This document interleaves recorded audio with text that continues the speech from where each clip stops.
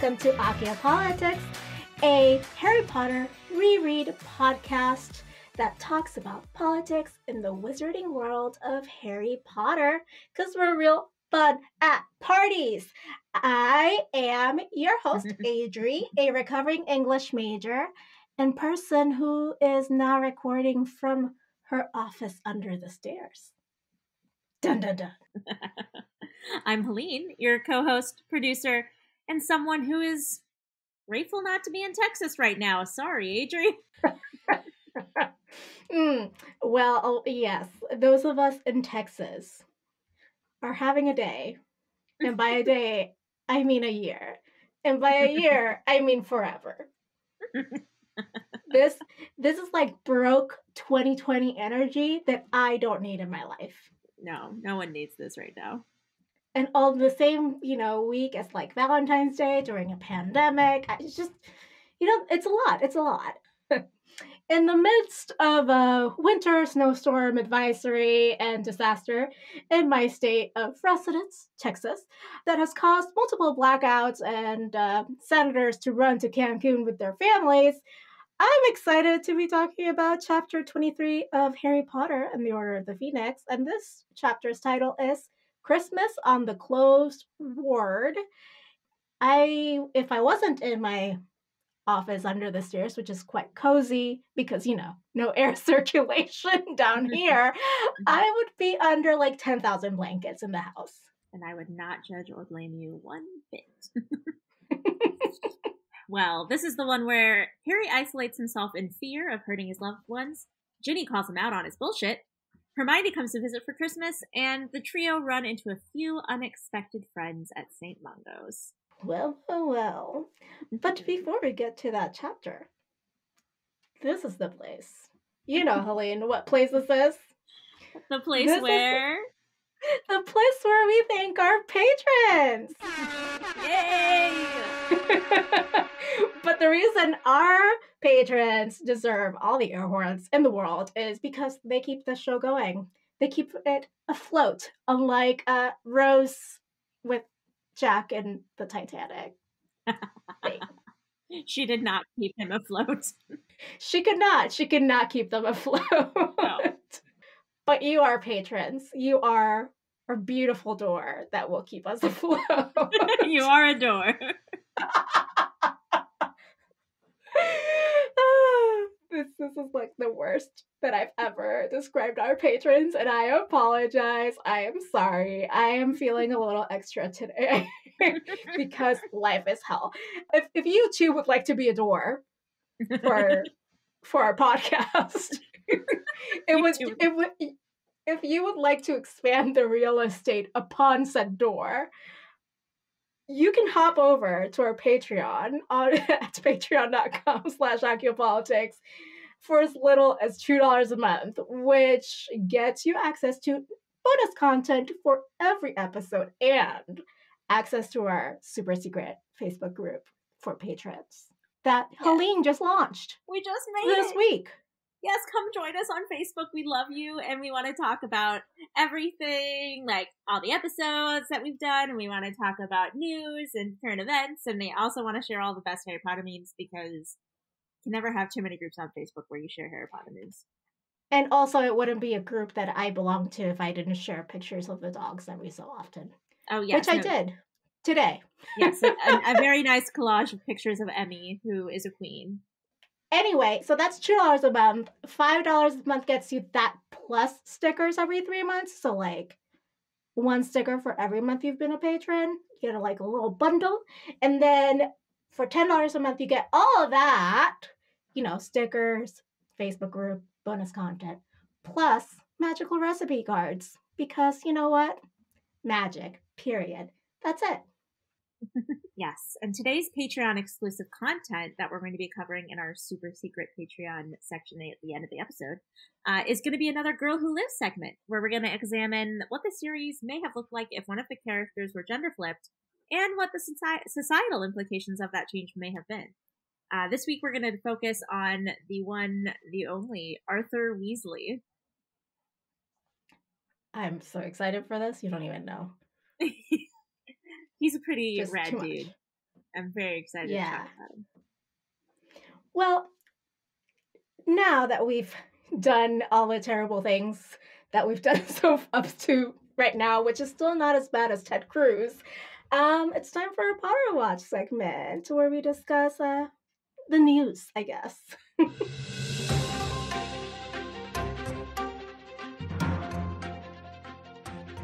All right, Potter Watch, what the ministry doesn't want you to know. All right, Helene, what do we got going on? Rest in silence. Rush Limbaugh has died Rest at the age of in 70. infamy, you know? Yeah. It's been hard. It's been weird because, like, obviously I despise this man in life, right? Like, he was just an awful human being. But it's just not in my nature to, like, celebrate when someone dies. Like, it still feels weird to celebrate a death because it was a human being, you know? But I mean, I'm not sad he's dead. So that says something. Well, I think that the part about it for me, right? Like, it's not like we are, at least I don't think I'm relishing in the death, right? But the other part is it speaking ill of the dead if we are quoting them? And like saying, like, this is like a bad thing that he said and stood by, right? I think it's totally justified to point out the shitty things that a person did in life when they die. Yeah. Like, not glorifying him. Like, I hate when someone dies and they were a shitty person, but all people do is talk about, like, the good things they did in their lives. Yeah, like, that's not genuine. It's not something that we really should be focusing on if they were a genuinely awful human being, which, I mean, in my opinion, Rush Limbaugh was a genuinely awful human being, and he might have done some, I don't know, some good things in his life. Maybe. I have no idea what they are, if he did. But I don't think that now is the time to focus on those. I think we can still say this guy sucked ass. He was awful. And now he's dead. I mean, fair. Yeah. So that's that. May history record his deeds and find him wanting. Anyhow. Perfect. I loved it. Let's amidst this pandemic, one of the things I had was written down yesterday. We were supposed to record yesterday before this whole Ted Cruz thing blew up. In the middle of a whole ass pandemic, the violence against Asian Americans is multiplying like you can't believe, which is unsurprising given the political division, climate, racism that we've experienced in this country of ours. People, have been murdered for just looking Asian. And then in the middle of a whole ass pandemic, after 1 week after he acquitted Donald Trump, wannabe dictator, and he stood by the insurrectionists at the Capitol, has not denounced them. Ted Cruz, in the middle of a Texas-wide blackout or rolling blackouts, snowstorm. People have been without power for days. People have died. Yeah. People have died because of this. Takes a trip to Cancun with his family, then proceeds to throw his children under the bus for it, and has been caught lying about the thing that he threw the children under the bus regarding the first thing you said, the violence against Asian Americans, I 1000% blame Donald Trump for that. No one else is to blame except for Donald Trump. His stupid Wuhan virus, his Chinese virus, whatever the hell, he instigated this and he is completely at fault. So fuck Donald Trump. Just like with the Capitol attacks. So yeah, Donald Trump, you suck. F you. And Ted Cruz, you suck almost just as much. I mean, yeah, you both suck. It's just, you think, when you think, you're like, I can't hate this person anymore, or despise, or look down upon. Yeah. And you're like, clearly, that cannot be Ted.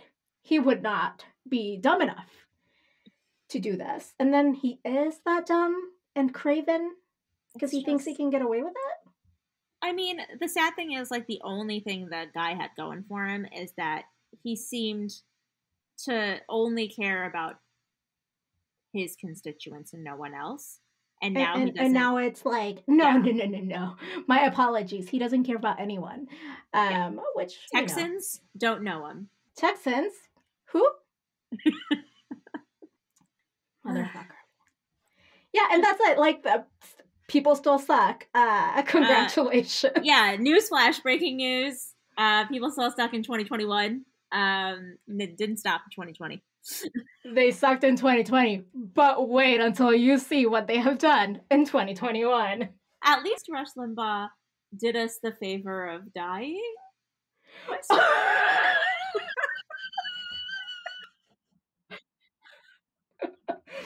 Like, the best thing that Rush Limbaugh was like to die ever did was to die. You know, like public service. I mean, I feel it. I think it's true, but I also feel like that's a really awful thing to say. Okay, so in that sense, Helene, even though he wasn't a public servant, right, or elected servant, or person, Rush Limbaugh did more for Americans than Ted Cruz did by dying. You know? Oh no. Okay, just like if people like to get the effect is a net positive, Helene. Yeah, like so just to like put it in perspective for people who like don't like who know that like I mean everybody knows on some base level that they hate Rush Limbaugh, but not everybody really knows why. So just to like remind you why we all hate Rush Limbaugh, he like actively enabled Trump. Well, no, he actively he was like Trump before Trump. Yeah, he like actively attacked people with AIDS for years, and he was very anti-Semitic, so I feel like I have no reason to feel bad about his death. Oh, he's definitely like doesn't think women should be anything but sex objects, you know? Yeah, he's all right, I'm looking at quotes so I can read them for you. Okay, thank you. I mean, he just all he did was put hate in this world. He didn't make the world. I saw a tweet the other day that was like he spent his considerable talents and resources making the world a worse place, and that's what he did. He made the world a worse place. Racist, a person who wins an argument with a liberal. That's what he thought. That's what racist meant. Oh my gosh, liberalism is a scourge. It destroys the human spirit. It destroys prosperity. It assigns sameness to everybody. And wherever I find it, I oppose it. Feminism has led women astray. I love the women's movement, especially when walking behind it. Oh my God. Enraging liberals is simply one of the more enjoyable side effects of my wisdom. The NAACP should have riot rehearsal. They should go get a liquor store and practice robberies. If any race of people should not have guilt about slavery, it's Caucasians. The white race has probably had fewer slaves and for a briefer period on any of time than any other in the history of the world. He said this. He said the following to an African American female caller: "Take that bone out of your nose and call me back." Ugh, gross. So yeah, racist. We need segregated buses. We need segregated buses. This is Obama's America. Yeah, he was just So if you need a reminder as to why I have no sympathy for this man, I mean, like, sure, maybe I have sympathy for his family because they're going through a loss right now, and that's not easy for anyone. But that's about where I draw the. That's the extent. Well, condolences to his family for having to put up with him. Anyway, let's move on. Right. All right. Well, now it's on to our Hogwarts debate club, where we reveal the politics that we think the chapter embodied the most to each other in a brief definition of what we think the politic means, and then we'll get into our deep dive discussion. So, Atri, you're up first. Okay. So, my politic for this chapter, which was really, I don't know about you, Helene, it was kind of weird to me to, like, assign a politic for this one. It was hard. Yeah. Yeah. It wasn't easy. So, I tried to think, like, I'm setting this up. Like, I tried to think, what is the real, like, core of this chapter? What is the one thing that is running through it? And I thought, well, I mean, Harry's having like a spiral down moment. Who hasn't been there, right? like you're spiraling out of control and you don't feel accepted and you don't feel like you have control of your own body. Yeah.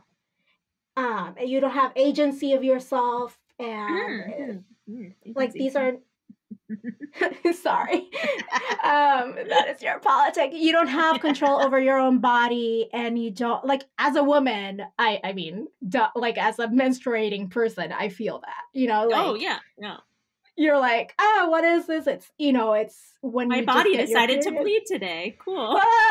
like, what the hell? So if we didn't have, if some of us hadn't had community around us at certain times in our lives when we were spiraling out of control, we wouldn't be maybe where we are today. And sometimes also the lack of community is traumatic enough, and there are other instances I could talk about in my personal life when community could have really shown up and stepped up, and they didn't. So I saw Harry as this vulnerable person who turned inwards to like shield himself, and how community in the face of this, with Hermione, with Ginny, and at points Ron, kind of drawing him out of himself to see the experience from a different perspective and also to heal. And there are some studies that show that for solving addiction from substances, the community plays a vital role in the outcome, how positive the outcome can be. Yeah. So that's I mean, it probably has, I mean, community probably plays a pretty large role in, like, is it recidivism? Recidivism, yes. When you leave prison and end up back in prison, the community you're surrounded around during that really vulnerable time of coming out of prison kind of determines how you might move forward in your life. Well, and not just that, I think there's also other studies about who your closest friends are in your social group, and there's a correlation between like the average salary of your 5 closest like group. Like if you added all their salaries, your salary is the almost like super close to the average of the salaries of those 5 people around you. That is really interesting. So like basically it's like when your parents are like, you are who you hang out with, turns out they're kind of true. They're kind of right. Yeah, and I definitely think that like Harry wouldn't have been able to get his head out of his ass and realize that he was totally overreacting if Ginny hadn't come in and been like, well, also the portrait, Yeah, well, I mean, yeah, just but a very that was vague, said by Dumbledore, which is part of his community. Yeah, and it was but it was also just a very vague message of don't go anywhere. But why? I can't tell you. It's super secret, you guys. Yeah, I mean, he has people looking out for him, which he probably would have ended up back in Privet Drive alone, hating himself if he didn't have people looking out for him. So exactly, yeah, community. Mine is agency, as we alluded to a little bit earlier. So this chapter, okay, I'll start with the definition of individual agency. It's defined as the capacity of individuals to act independently and make their own free choices. And this chapter really centers on the kind of lack of, or like feeling of a lack of agency from a lot of people in this chapter. Notably, definitely Harry at the beginning when he hears that conversation at the end of the last chapter about how they think that he's being possessed by Voldemort. And he immediately just loses all confidence that he has any control over his body or actions at all. He's worried that he's going to start killing his friends because he has no agency, or he thinks he has no agency, and he's worried that like somebody else has control of his body and he can't make his own choices. So there's a big struggle with agency with Harry at the beginning of the chapter. And then we see Ginny recounts her actual, not perceived, because Harry's is pretty much perceived or feared, but he does still have agency for the most part. But Ginny recounts her like actual loss of agency when she was being possessed by Voldemort in the second book. and how that possession completely made it so she had absolutely no control over her actions whatsoever.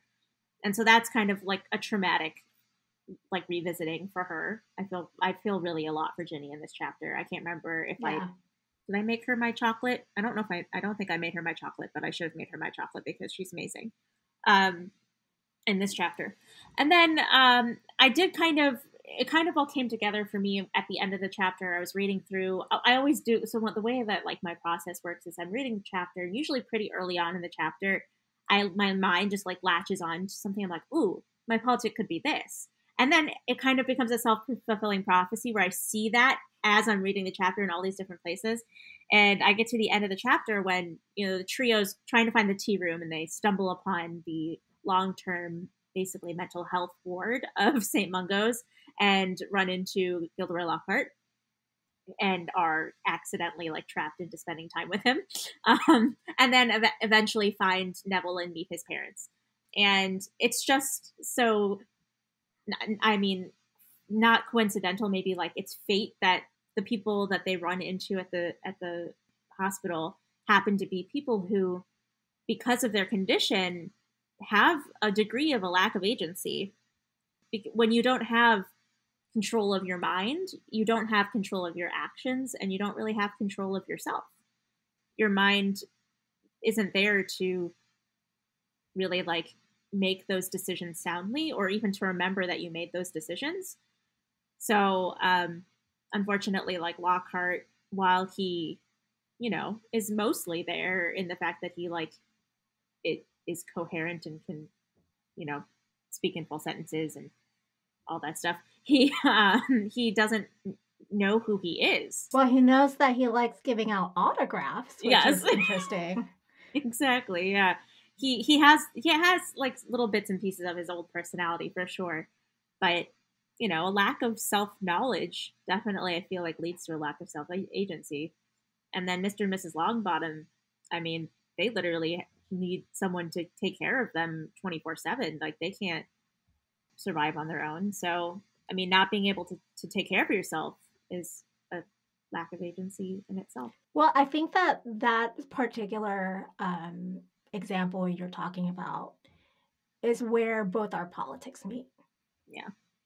Because you can see that from the point of view of people lacking agency. And then when people lack agency, community needs to step up even more. Right. For not just the good of the community, but also the good of the individual. Exactly. Yeah. People without agency or a feeling of lack of agency will only improve or even stay stagnant in their condition with the help of others, with the help of their community. So, yeah, I agree. Definitely. All right, so let's we've already kind of covered all our angles, but I just want to deep dive into like a specific instance for you, Helene, where you felt like this is it. This is why I chose this politic. Yeah, definitely.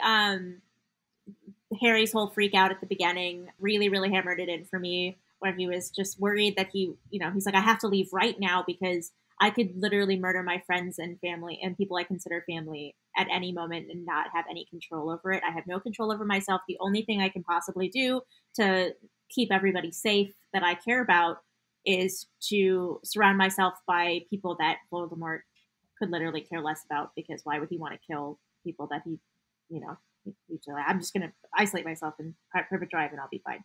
And then also Ginny recounting her lack of agency.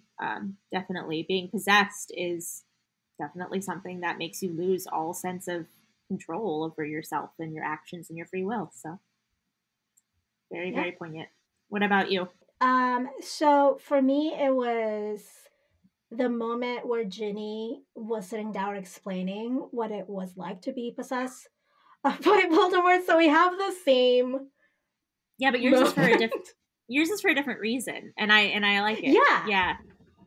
It's the same moment, but it's like a different focus on the moment, I guess. Like you are recounting it from like, hey, like she's really showing him what it is to be without agency and being possessed by Voldemort. And for me, it's like here she is telling him so that he understands that he is not being possessed by Voldemort and that he can begin to heal.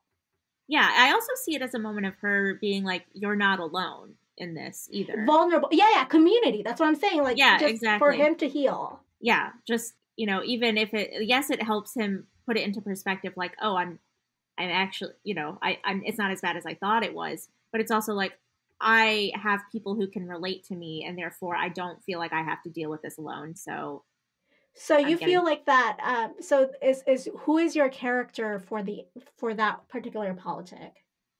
I think it's Ginny. I mean, like, Harry would, I think, be the obvious answer in my politic because he has that whole freak out about agency at the beginning. But I think it's Ginny because while Harry's freaking out about agency, he is actually, in the end, as we find out, he's freaking out about something that's not true. He's not being possessed by Voldemort. He does have agency, while Ginny is the only one we know of this group that has ever experienced a full lack of agency. So I think and like we talk about that in terms of, I know that we did, for when we did book 2, Aaron and I did a few, if not one episode more than one, about like the metaphor of sexual assault like on that book, because she had no agency when she was committing these acts, being possessed by Voldemort. For me, so that, I think Ginny is a perfect example of that. I mean, Harry would be, because he's the one turning inward, feeling those valid feelings. We don't want to invalidate his feelings either. No, but he is adult enough to understand that though his feelings at that moment are valid, once he is faced with facts about how those feelings, while valid with what he knew at the time, no longer serve him, right? Like those feelings no longer serve him because now he understands that it's not the same as he thought. Then he's like, oh, okay, so I can stop freaking out about that. Yeah, instead of like doubling down. Yeah, he's a perfect example of someone who evaluates a situation with the knowledge that he has, and then once he learns of more, he actually is like willing to readjust his perception of what happened rather his framing. His framing. Yeah. I mean, Harry is just, I love him. I was actually, this reminds me of this lady I was listening to. She is, I believe, a communications professor. Please don't quote me on this.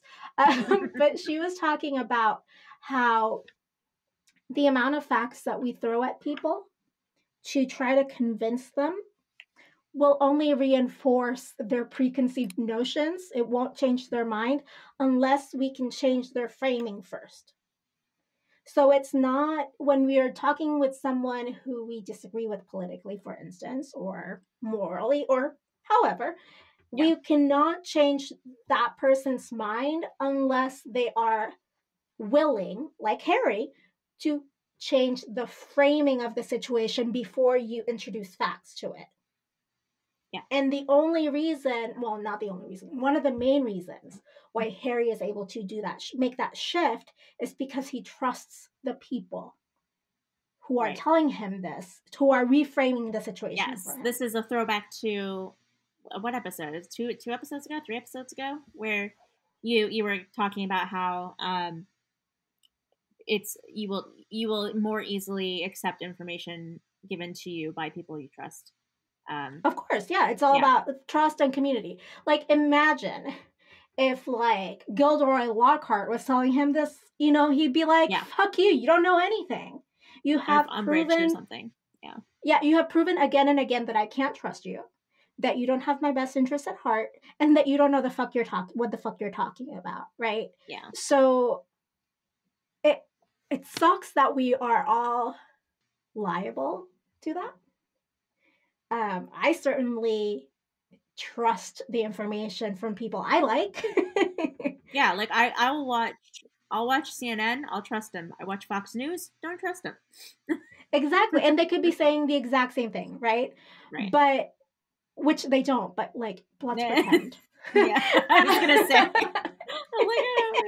It's possible. I guess. Like, I guess I have to do news at some point. It's news on the title. But I mean, I will more readily question a statement from someone who I do not trust than a statement from someone I like and trust. Yeah, And definitely. that's just the way we are wired as social animals. Right, yeah. Speaking of the way we are wired, like the character who like really talked to the politics of community for me in this chapter was Hermione. All the women doing the emotional labor, I always, know. guys. But they do so well, you know? I mean, I wish they didn't have to take it on, but they do a damn good job. As always, I mean, never sleep on women. Yeah. Hermione rallied those troops and facilitated the healing within the group Yeah. without Ginny having to punch Harry in the face. No, she was just like, Harry is doing his thing where he like doesn't talk to anyone. Okay, I'm sitting him down. I'm telling him, you know, we got to talk this through, and it worked. And she cut that tension really well when she was like, well, maybe you guys were taking turns at looking at each other and missed each other. Like, Yeah, let's move on, you cute. guys. Let's move it along. It was cute. That was really cute. I love that part. It was beautiful. So throughout the book, when you're thinking about the politics of agency, what are you picturing? This one, like a lot of the times, I don't think of something like very, very off from what happens in the chapter throughout the book, but this doesn't actually happen in the chapter at all. However, I think it perfectly embodies the politics of loss of agency in the series, and that's the Imperious Curse. Oh, for sure. While it's not, I mean, we do see possession throughout the book, not a ton, but you know, a little bit. I guess I don't know if you would count like the whole Quirrell de Mort thing in the first book as possession. Quirrell de Mort. I don't know if you would count that as possession. Is this like their couple name, like Brangelina? Yeah, it's Quirrell de Mort. I love it. Quirrell de Mort. It's canon. It's cute. So, like, I guess I would kind of count that as possession. And then we see, obviously, Ginny in the second book, and Harry gets possessed at the end of this book when Voldemort, like, goes into his mind. And then he kind of, like, goes into people's minds in the seventh book, but it's not really possession.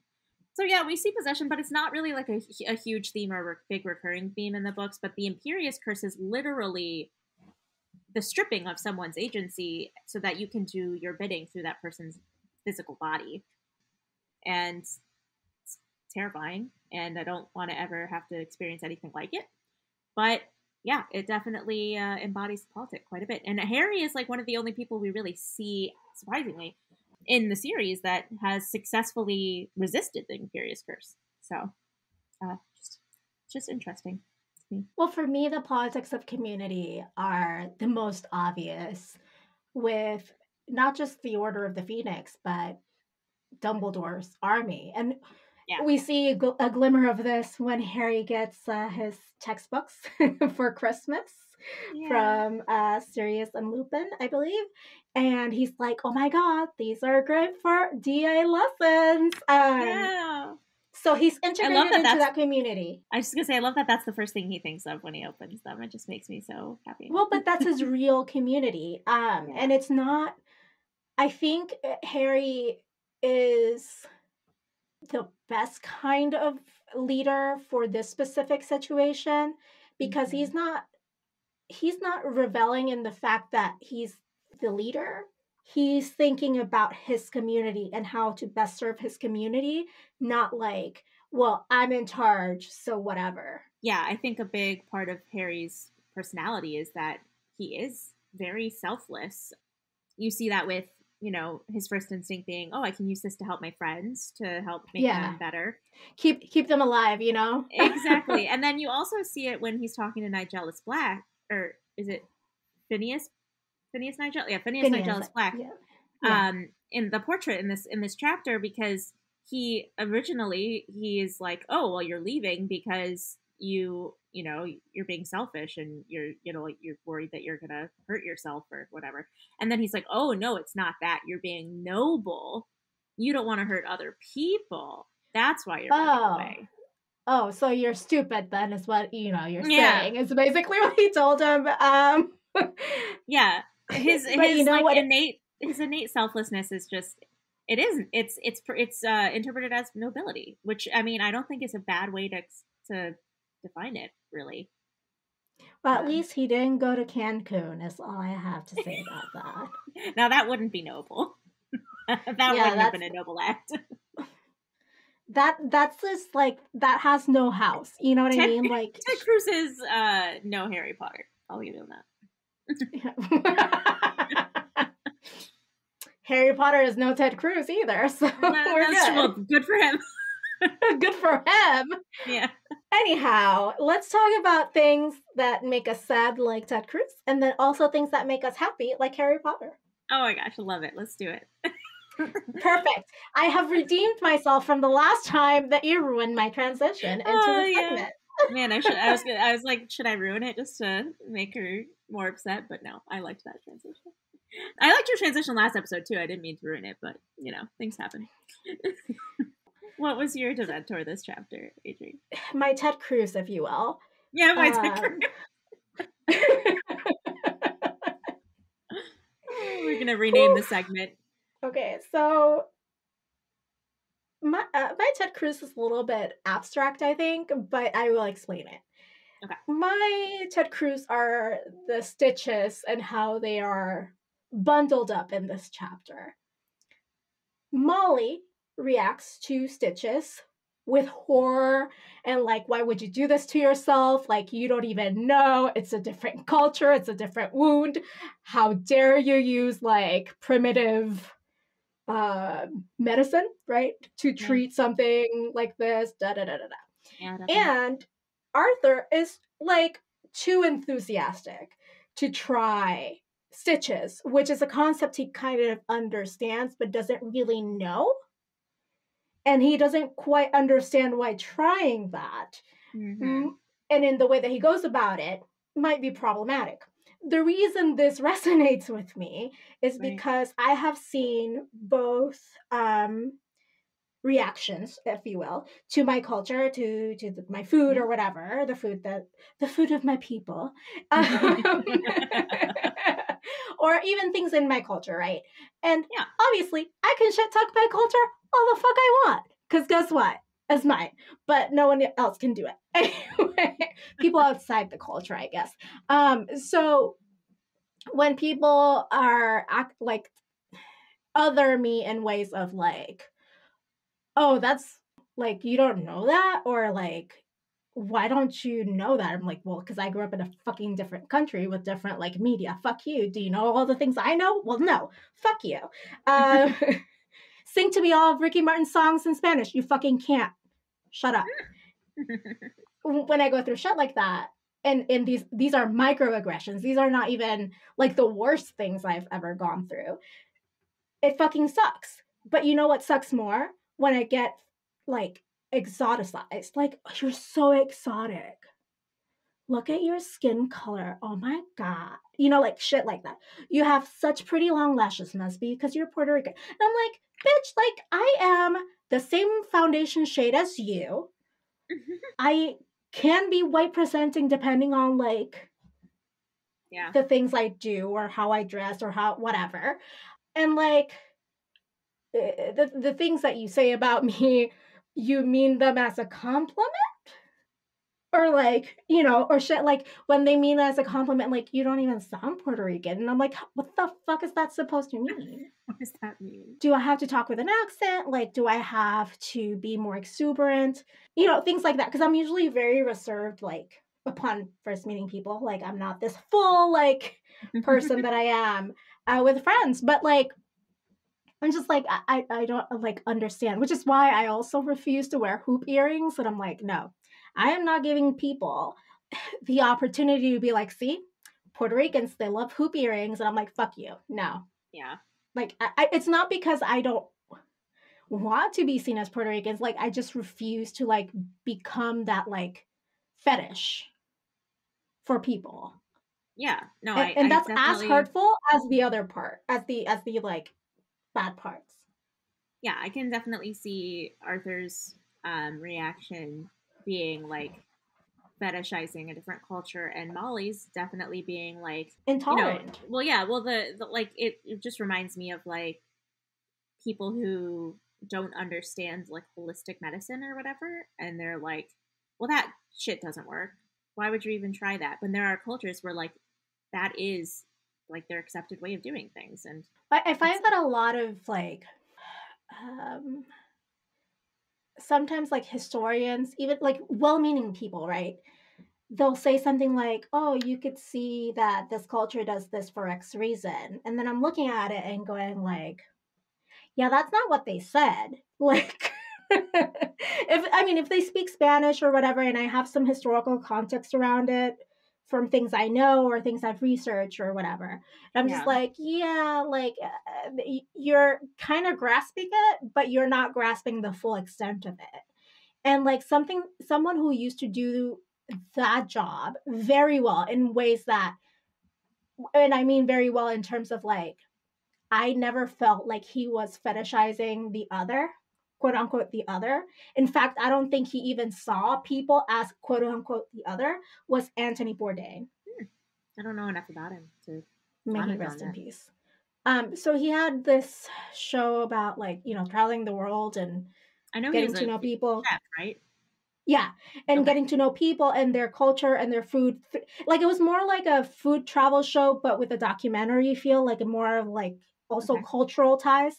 And he was very good at listening to people. He was good Mm-hmm. at like crafting the story in ways that empowered people instead of fetishizing them. Anyway, that's it. I'm off. What's your Ted Cruz? Sorry, just 1 second. So, Helene, now that we've got your microphone set up after half the episode with wrong microphone on, so you will hear some difference here, dear listeners. I'm sorry. Can you let us know who your Ted Cruz for this chapter is? Yes, my Ted Cruz is Percy. Percy Cruz. No. Mm. um, sorry, Chris Rankin. I don't know if you actually listened to our show or not, but a friend of the pod, Let's Chris Race. pretend like let's pretend he does, okay? Do Okay, not hurt my fragile heart. yes. A friend of the pod, Chris Rankin. I'm sorry, but Percy was not great in this chapter. We only get a little tiny little bit of him, but yeah, he was being an asshat to his mom, and he returned her hand knit jumper, which she probably spent weeks on. It is not easy to make a sweater. I mean, maybe she used magic to help. She probably did. But I mean, it's made with love, and she wanted him to have it, and he returned it with no note.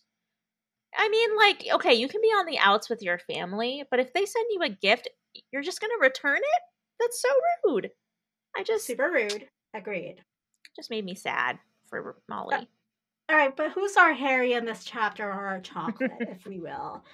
For me, it's like also like an understated moment, but it's Neville's grandma being stern but sweet, like a flavor of McGonagall, if you will.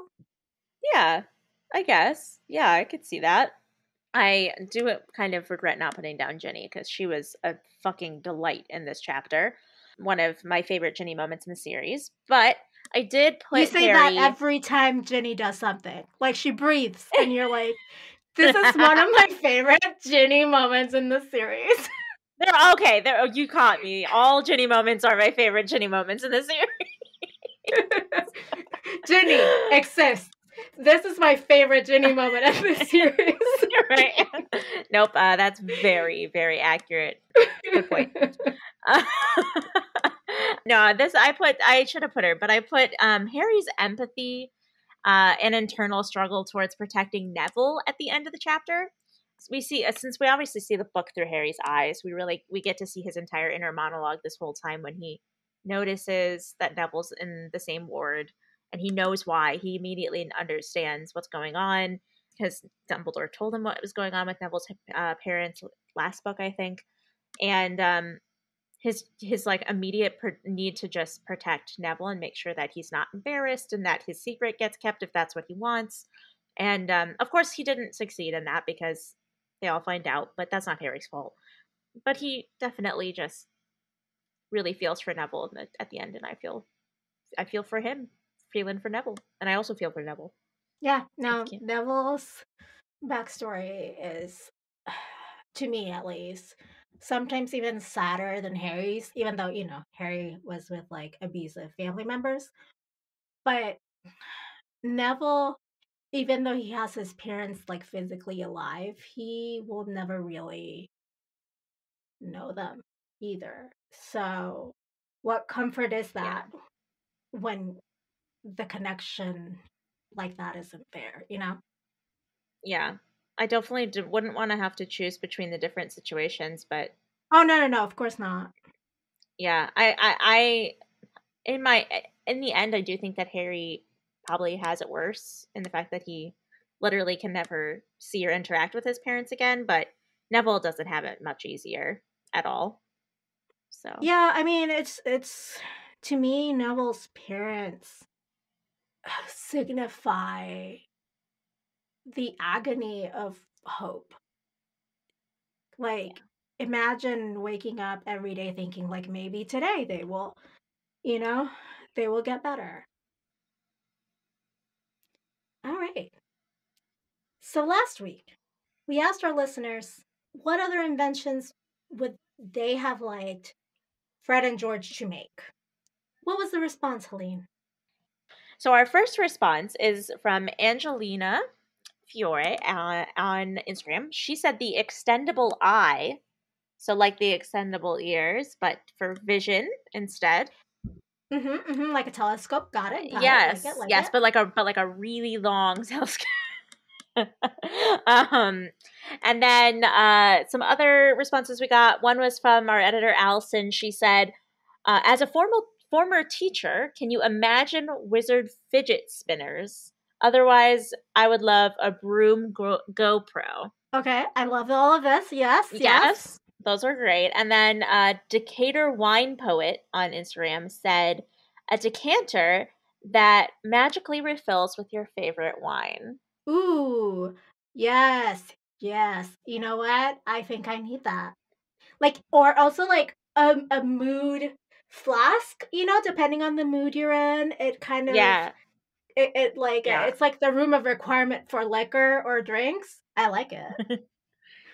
Yeah, or just I would just love a cup that magically fills up with any beverage that I'm just like in the mood for. So like if I want a Yeah, glass of Coke, some Coke will come up, or if I want a glass of milk or some I don't know like beer. I mean, a vodka soda. I'm just throwing things out there. Yeah, exactly. Just like, So ooh, I love it. I feel like that would be my like the one I would really want. It's just like a mood flask, kind of like a mood ring, but also just alcohol for the mood you're But in. going back to what Allison said, I definitely think that the Weasley twins would have totally benefited from a fidget spinner. But then they wouldn't have come up with all these inventions, guys. Come on. Maybe. I don't know. I think I could totally see them in class just like playing with their little fidget spinner, Yeah, See I it. feel like their fidget spinners would take someone's fidgets off, but okay.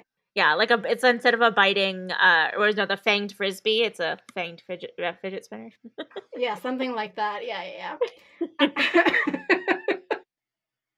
All right, and now for this week's question, we were wondering, how do you see agency and consent magically, and by that we mean potions or spells, represented in the series? Yes. So if you have any thoughts, any ideas, please let us know. We're going to be posting the question on all our social media outlets. It's at Aciopolitics on Instagram, Facebook, and Twitter. Leave us a voicemail, 915-996-1699. Yes, we'd love to hear your beautiful voices. We'd love to play that on the podcast next week too. So just let us know. Send us a DM, tweet at us, whatever you feel like doing, and we'll read your answer on the episode next week. Honestly, I'm just going to start calling our phone number and like use a voice changer. That's what's going to happen. Oh, it looks like we got some voicemail today. Let's listen to it. Adri, is that you? Oh, goodness. Speaking of things that bring us delight in just thinking about them, what media have you been consuming, Helene? Yeah, my media this week is a video game because I've kind of been playing this game obsessively for the last couple of weeks. But it's a game called Immortals: Phoenix Rising. I have it on PlayStation 5. And it's basically, for all the gamers out there who will understand what this means, it is basically Zelda Breath of the Wild, but with Greek mythology. The gameplay is very similar to Breath of the Wild. It's open world. I just really thoroughly enjoy it. Plus, I'm a big fan of Greek mythology, so get to see all the fun little callbacks to the myths and stuff like that. So I'm enjoying it quite a bit. Nice. Well, I have not been doing something as fun as you. So this started this week when we were bored at home because, we're stuck inside because of the pandemic and also the snowstorm. And we have electricity because we are on the same power grid as like 5 hospitals. Wow, So we're lucky lucky that you. way. Yeah. We did not know we were in the same power grid until this week, so that's great. Yeah. And we've been using that power a little bit irresponsibly because we were watching TV shows. Please don't report me to the state of Texas. I've kept the house like below 55, too much to my husband's chagrin because they told us we could keep it below 68. But I'm conserving energy for the rest of us, but also I'm watching TV and recording a podcast with said electricity. All of this to say there is a TLC show that I did not know about. Oh my and gosh. it's called Welcome to Plathville. And it is these quiverful family. Like if you've seen the Duggars, you know what the quiverful movement is a lot of kids. And they have 9 Gotcha. kids. Yeah. Wow. It follows the story of some of these children. The 2 eldest are married. One of them features very heavily on the show.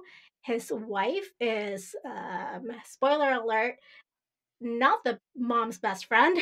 Oh. and you know, there's a big thing, like, big daughter-in-law and mother-in-law situation there. And I'm like, lady, like, this is like a nice Christian girl, and you're just like, she's a heathen. She can't spend time with my kids unsupervised. And I'm like, man, like, she's just barely a little bit liberal and can think for herself, ma'am. Like, calm down. She's not a whore. And even if she was, who fucking cares? And we started watching it so I could judge people and just have it in the background, I guess, to appease my boredom. And I think I have devolved as a human being because now I'm really invested. I hate when that happens. I hate that. I hate when I like, devolve. no, because I fully just intended to make fun of it, and now Yeah. I'm just really invested. Yeah, I mean, that kind of happened with me in The Bachelor, honestly. Now I love that show, even though I also hate it, but I love it. It's okay. We all have our shames that we carry with us. And with that being said, I think it's time for us to say that that's it for today's episode. But don't worry, I know you miss us every time we are not around. You can join us next week as we talk about chapter 24 of Harry Potter and the Order of the Phoenix, titled Occlumency. Oh, great. A Snape heavy chapter. That's going to be fun. If you've enjoyed this conversation, please take a second to give us a 5-star rating on Apple Podcasts or wherever you're listening to this episode right now. Yes, Adri is holding up 5 fingers to indicate 5 estrellas. Yes, 5 stars or nothing. 5 estrellas o nada. Her favorite thing to say. And so it really helps new listeners discover the podcast, and it makes your co-host feel happy and fuzzy inside. So please do it. Yeah. Yeah. Vámonos! I feel like Dora the Explorer every time I say 5 estrellas. Come on, let's get to it. I know that we can do it. Where are we going? To the reviews. Where are we going? I feel like that's a cultural reference you understand because we have like a gap in our years. I watched Dora the Explorer with my nephews. Oh, I definitely watched it as a kid. Yeah, but that's what I'm saying. Yeah. I watch it with my nephews. I know. My generation is more of the Blue's Clues generation. I liked Blue's Clues. I watched Blue's Clues too. I watched it with my little brother, who is 5 years younger than I am. Oh. So every time Seth is like, I'm just gonna go check the mail. I'm like, here's the mail that never fails. It makes me want to whack my tail every time I want to wail mail. And he's like very annoyed. I love it. Apparently it's still going. I was on TikTok the other day and somebody like played a video because they did like a whole song about like the alphabet or whatever. And for P, they said it stood for pride, and it showed all the pride like LGBTQ plus flags. And they were like, Blue's Clues is doing a thing, you know? So apparently it's still out there. Welcome, Blue's Clues. It's still putting great shit in the world. So thanks, Blue's Clues. That's your shout out on this week's pod. Yeah, so like when I sing like that male song, it's way more dramatic than I just recreated. So well, you'll have imagine my husband cringing like 10 times.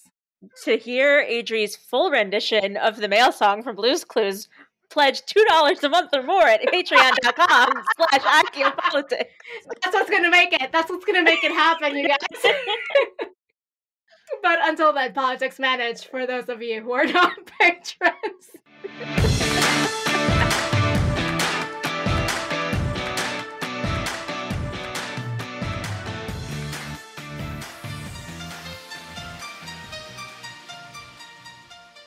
Support this show by going to patreon.com/AcioPolitics. Our patrons keep this show going. You can find us online at aciopolitics.com, and we are at Aciopolitics on Twitter, Facebook, and Instagram. You can email us your thoughts at info@aciopolitics.com. Leave us a voicemail at 915-996-1699, and you might just hear yourself on the podcast. Adriana Wilson is the founder and creative director of the podcast. Helene Karp is the producer and social media manager. Allison Pullman is the audio wizard and editor who makes us sound so good. Cover art and physical rewards are designed by Adriana Wilson. The views expressed by the hosts and guests are expressly their own and not representative of their employers or associates. Aciopolitics is part of the MuggleNet family of podcasts.